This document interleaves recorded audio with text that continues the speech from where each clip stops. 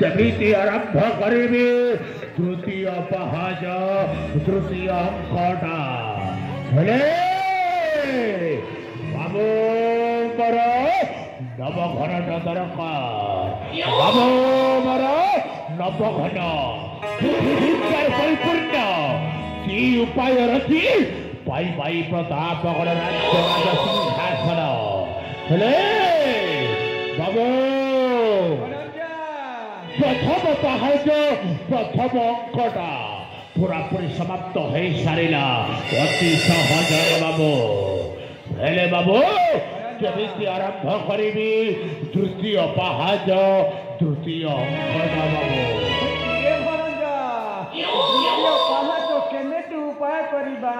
ଜାଣିଛୁ ହେଲେ ଦ୍ୱିତୀୟ ପାହାଚ ହେଇছে ସେ ରାଜା ସୂର୍ଯ୍ୟକାନ୍ତ ନିଶ୍ଚୟ ନିଶ୍ଚୟ ବାବୁ ଆଉ ସେ ରାଜା ସୂର୍ଯ୍ୟକାନ୍ତ ମଝା କଣ୍ଟା ହେଇ ରହିଛି ନିଶ୍ଚୟ ବାବୁ ଆଉ ଯାହାକୁ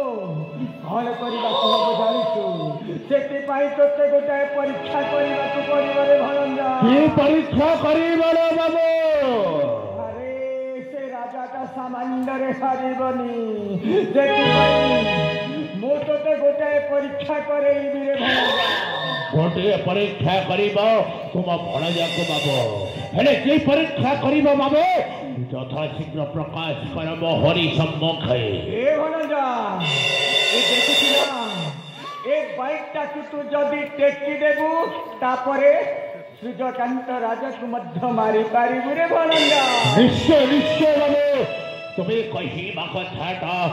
ଅଥରେ ଅଥରେ ସତ ବାବୁ ହେଲେ ବାବୁ ତାହେଲେ କାହିଁକି ବିଳମ୍ବ କରିବି ବାବୁ ଯଥାଶୀଘ୍ର ମୋର ବାହୁ ପରୀକ୍ଷା ଆରମ୍ଭ କରିବି ବାବୁ ହେଲେ ବାବୁ